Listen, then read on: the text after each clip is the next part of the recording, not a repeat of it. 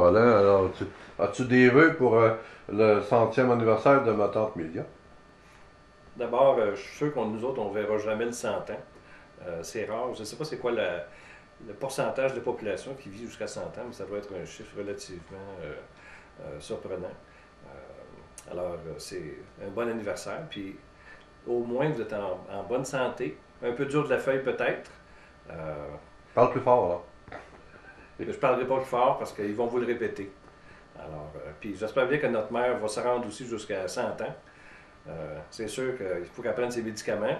Là, son docteur la surveille. Puis là, quand elle ne les prend pas, il m'appelle. Mais ça, c'est une autre histoire. On n'en parlera pas aujourd'hui.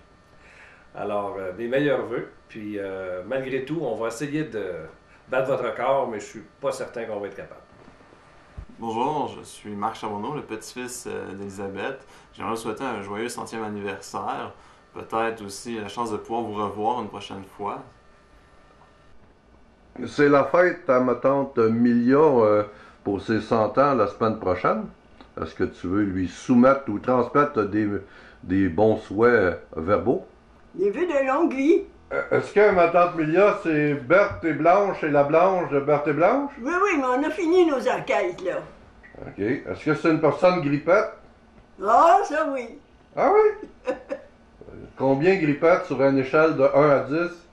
10. Ce serait quoi ton souvenir le plus grippette? Oui, oui, quand on est sorti avec elle, on le sait. Oui. Ah, mais ce Ouais. serait quoi le souvenir le plus grippette de ma tante Milia? Pardon? Ton souvenir le plus grippette d'elle? C'est quoi son plus gros mauvais coup?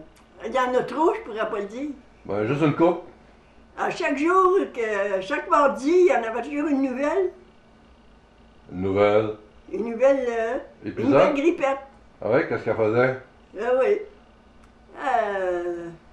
Par exemple, il y avait une jeune fille dans le Vieux-Port qui était à côté sur l'épaule de son ami. Puis, Milia tape sur l'épaule du garçon, puis elle lui demande: Es-tu malade? Alors, ça, c'est Milia. Ouais. En as-tu fait d'autres comme ça, Ah, ben, Fabien? il y en a plusieurs. Un autre, ouais. Oui, oui, oui. Un itinérant qui était couché dans l'autobus. On était rendu au métro. Après, il frappait sur l'épaule. Elle dit: Hey, c'est tard de lui, là. Le chauffeur d'autobus, il dit: Moi, j'aurais pas touché.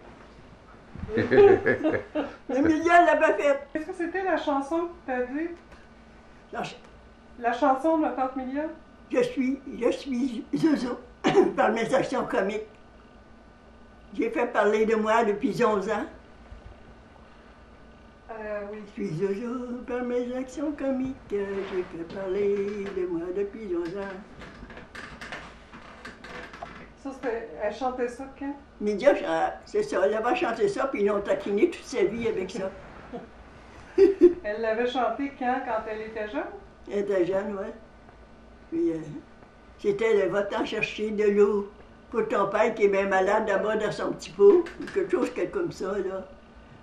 Ah non, à chaque mardi qu'on a sorti ensemble, il y avait toujours quelque chose qui se passait, là. C'était une bonne marcheuse.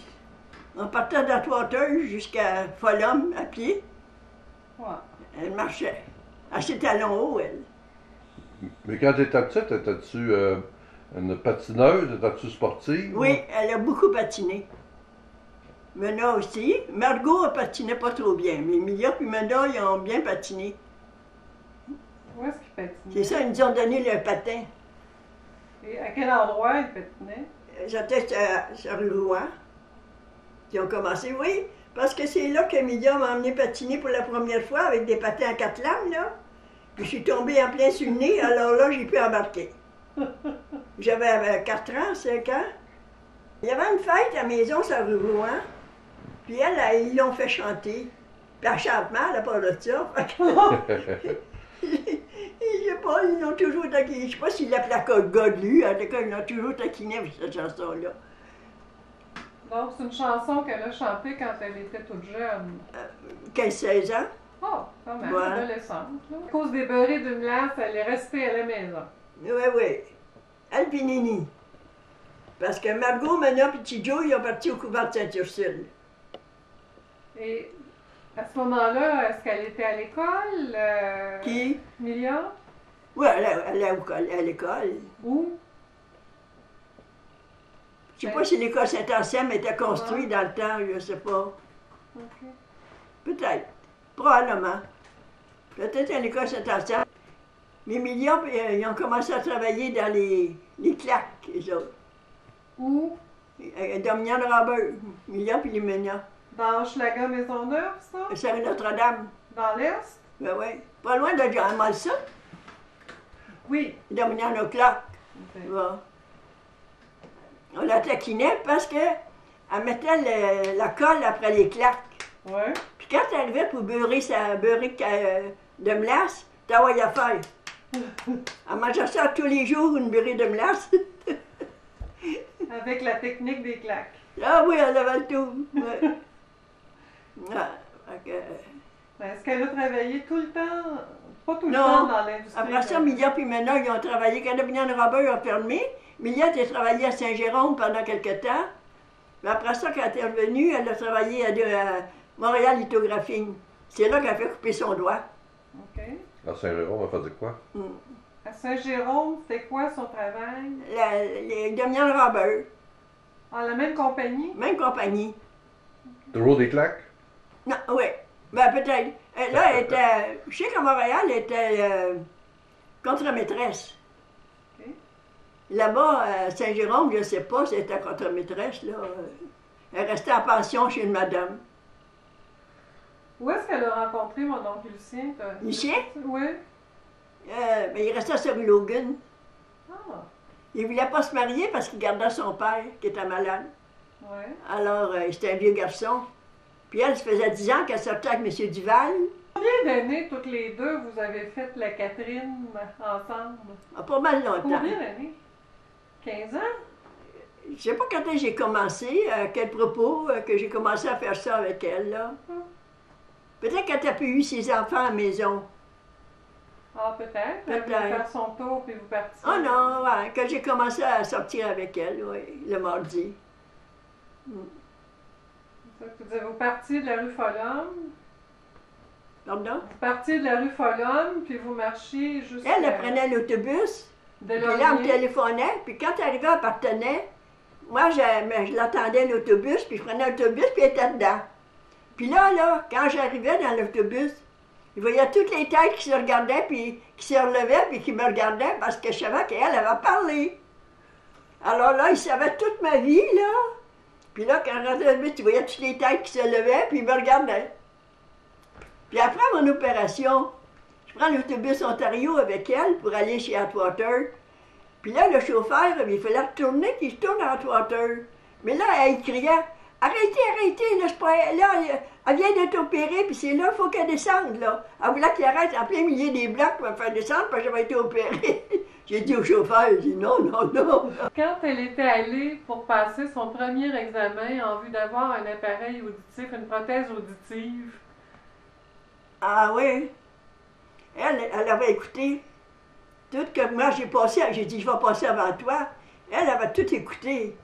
Alors là, quand elle est arrivée pour passer, ben, elle dit, vous n'avez pas de besoin, parce qu'elle savait tous les mots, là. Alors, il dit qu'elle n'avait pas de besoin, elle n'était pas de bonne humeur, là. Puis quand elle est allée passer un autre examen ailleurs, mais elle attendait, elle m'a dit qu'elle n'entendait pas. Alors, ils ont donné un appareil, mais sur la mauvaise oreille. Puis en plus, elle est passée un test d'urine. Elle n'avait pas assez, Mme Bouteille. Elle a pris de l'eau du robinet, puis elle l'a mis dedans. Ça, c'est milliard. aussi, Les autres millions avaient un chapeau en moteur de yacht? elle s'était acheté un chapeau, ou il lui avait conseillé d'acheter un chapeau. Je ne sais pas s'il était avec elle quand elle a acheté son chapeau, mais il avait mis ce chapeau-là parce qu'elle avait la forme du moteur de yacht. Et de ce jour-là, semble-t-il qu'elle l'avait moins trouvé beau, son chapeau. Ben, d'où ça vient justement le nom de Titite puis Gogos?